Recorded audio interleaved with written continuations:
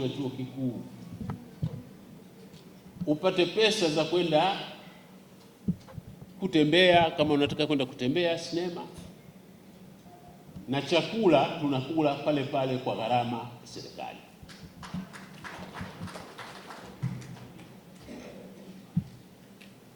Huyo ndio Mwalimu Julius Kambarage Nyerere.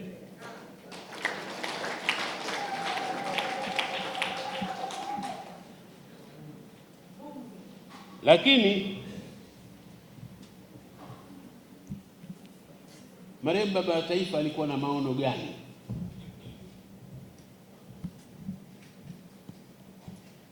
Katika ujenzi wa taifa alikuwa na dhamira gani? Marehemu baba wa taifa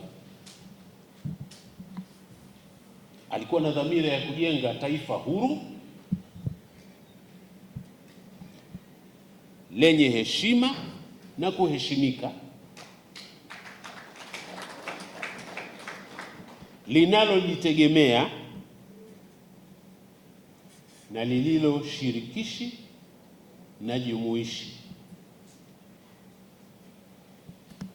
taifa ambalo kila mwananchi atatoa mchango wake katika kulijenga taifa hili na atapata stahili yake. Huo ndio ulikuwa mtazamo wake. Lakini mtazamo huu ulikuwa umeongozwa na nini? Marehemu baba wa taifa alikuja Dar es Salaam mwaka 1952.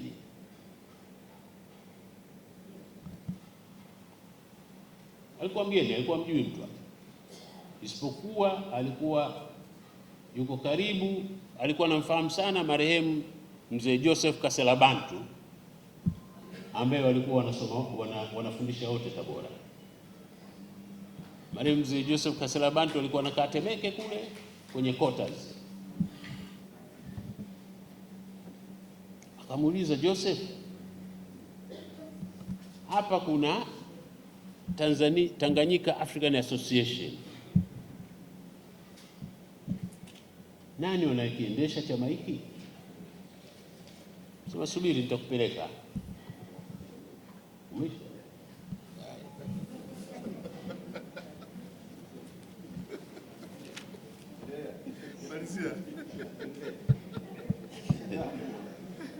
Zamani sisi vijana wa zamani tulioishi Kariakoo tunasema hapa MC anitoa rojo.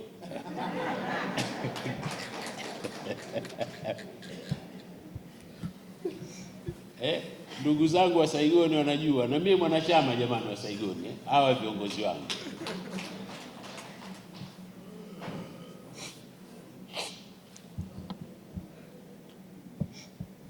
Wakati ule Dar es Salaam ilikuwa imegawanyika katika sehemu mbili. Ukikaa mtaa wa Msimbazi, mgongo wako umeuelekeza gerezani, unaangalia mwelekeo wa Morogoro Road.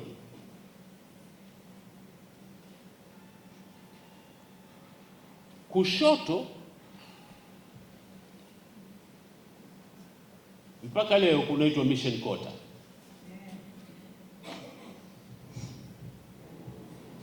Kulia mpaka soko Mjinga kule, soko la Kisutu, eneo lile Kariakoo.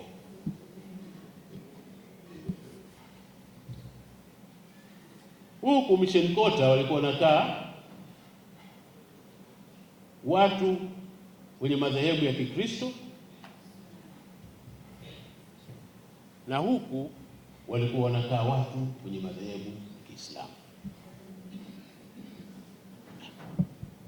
Marehemu baba wa taifa aliuliza, kwa nini iko hivi? Lakini ule ulikuwa ni mpango mahususi wa wakoloni kuwatenganisha watu wasiwe wamoja. kwa sababu hawa wakiwa wamoja watakuwa watu hatari sana.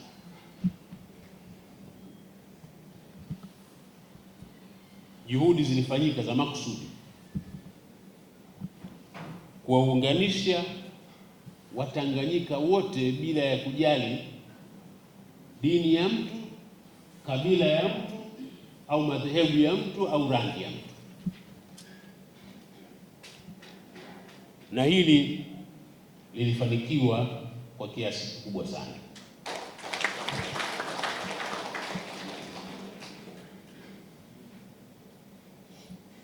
Kwa hiyo ikapelekea kuwa na umoja wa kitaifa, sio tu kwenye mji wa Dar es Salaam, lakini tulipopata uhuru sisi hatukuwa taifa. Ulikuwa ni mkusanyiko wa makabila yasiyopungua 120, lakini kutokana na juhudi zake yeye na wenzake aliokuwa anawaongoza, wakafanya jitihada, wakajenga taifa moja huru, lenye umoja, lenye kuheshimika na kuheshimiwa. Tumefika mahala hata ukienda nje. Mimi mwaka 1980 nilikwenda Botswana. Nilipokuwa natembea nikakutana na watu wanasema, wewe sio mtu wa Botswana. Nikauliza kwa nini? Nasema, unaonekana unatembea kwa kujiamini na huna wasiwasi.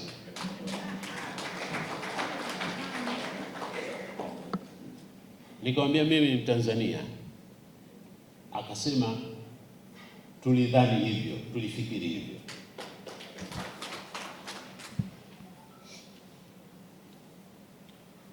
Kwa hiyo licha ya umoja wa kitaifa, alipigania sana umajumui wa Afrika.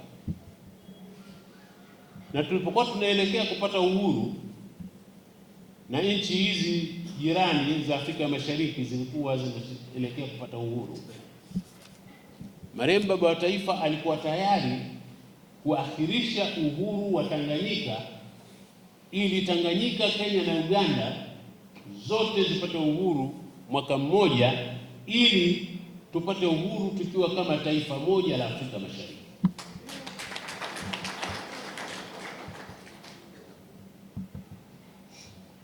Nilisema kwamba aliamini sana katika uongozi jumuishi ambao unajumuisha wazee. Mtakumbuka wakati wa utawala wake, kukiwa na jambo lolote kubwa la kitaifa, alikuwa anawaita wazee wa Dar es Salaam Diamond Jubilee Hall pale na kutangaza. Hata alipotangaza vita dhidi ya Idi Amin, alitangazia Diamond Jubilee Hall kwa kuwaita wazee wa Dar es Salaam, na akazungumza na taifa kupitia wazee wa Dar es Salaam. Kwa hiyo wazo hili la kukuteni hapa, tunafuata nyayo zake, ni sehemu ya kumwenzi.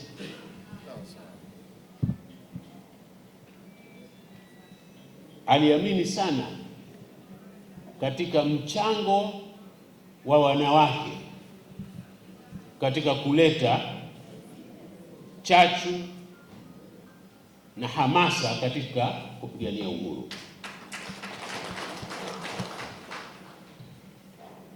Matokeo yake nini?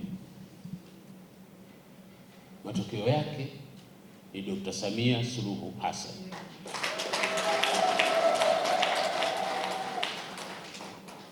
Hii mbegu haikupandwa leo. Haya ni matunda ambayo mbegu yake ilipandwa miaka mingi iliyopita.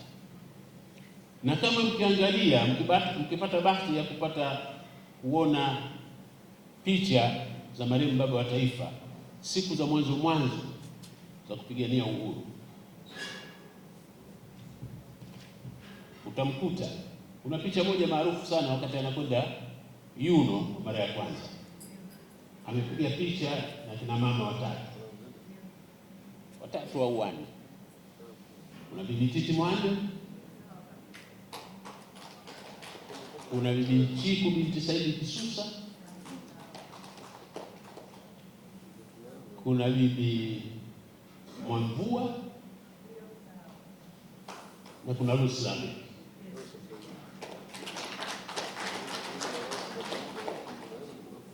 Katibu mkuu wa tano marehemu Mzee Zuberi Mtemvu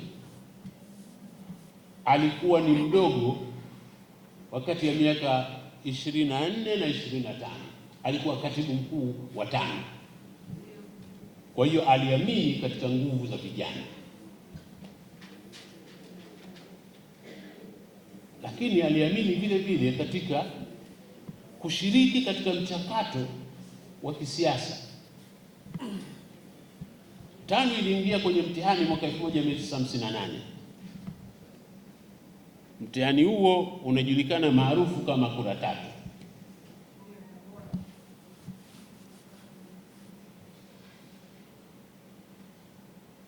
Wakoloni katika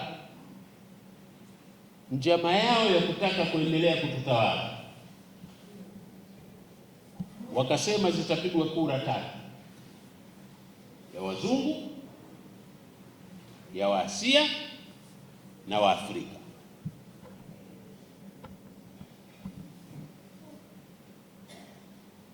Baadhi ya viongozi wenzake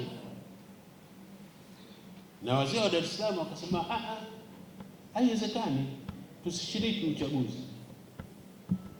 Akasema hapana, tutashiriki uchaguzi, tutatafuta mzungu wetu, Mwasia wetu na Mwafrika, tutawasimamisha. Kwa sababu usiposhiriki kwenye uchaguzi maana yake nini? Hata hicho kidogo ambacho ulikuwa ukipate hutokipata.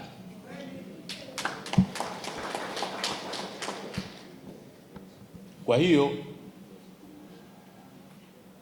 ilibidi asafiri mpaka Tanga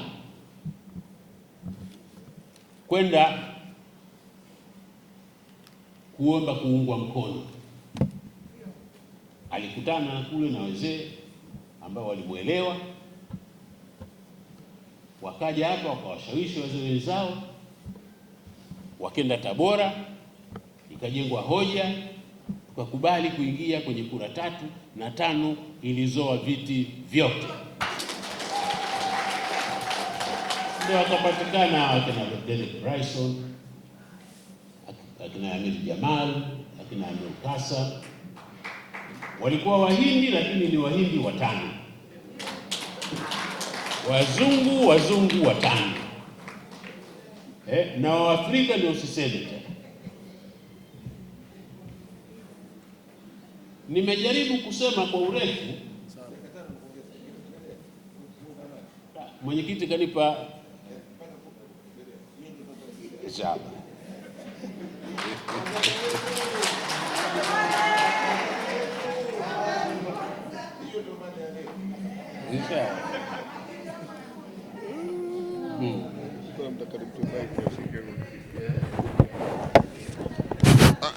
Baby. Mzee naona anataka kuongea.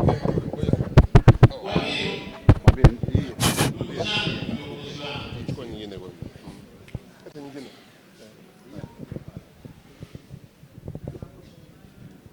Suala la kushiriki uchaguzi ni suala ambalo lilikuwa liko katika moyo wa marehemu baba wa taifa, kwa sababu ni mtu ambaye aliamini sana katika amani, ni mtu ambaye aliamini sana katika majadiliano, ni mtu ambaye aliamini sana katika mazungumzo, na ni mtu ambaye aliamini sana katika chaguo la wengi. Viongozi wa kiroho mnatuambia chaguo la wengi ni chaguo la Mungu.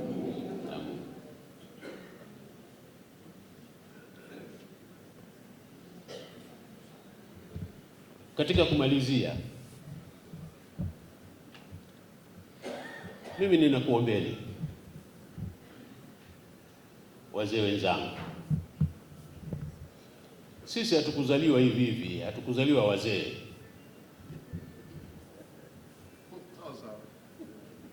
Tulikuwa watoto, tukawa vijana,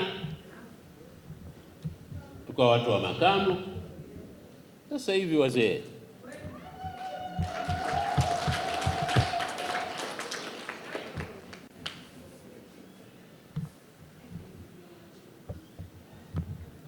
Mimi niliingia TANU Youth League,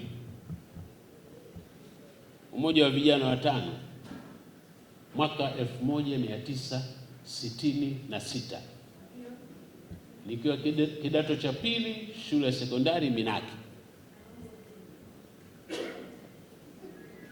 na aliyekuwa ametushawishi tuanzishe tawi pale ni aliyekuwa mwalimu mkuu wa kwanza wa shule ile ya sekondari Mwafrika,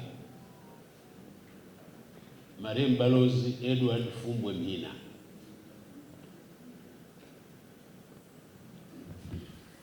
Alikuwa yuko karibu sana na mwalimu, na mwalimu alikuwa anakuja sana Minaki pale. Tumembebesha sana mwalimu matofali pale katika kujenga siasa ya ujamaa na kujitegemea. Tumembebesha sana matofali pale yule mzee.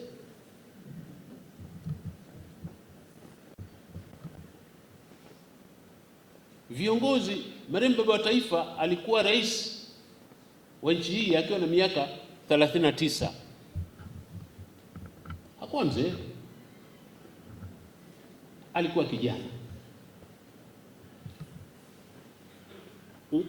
Wastani wa umri katika baraza lake la kwanza la mawaziri, wastani wa umri ulikuwa ni miaka 31. Watu walikuwa vijana,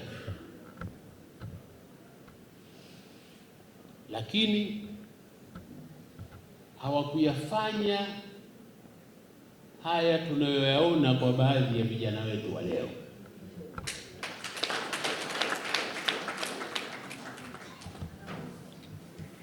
Walikuwa ni vijana ambao waliupuuza ujana, wakaangalia dhima walioibeba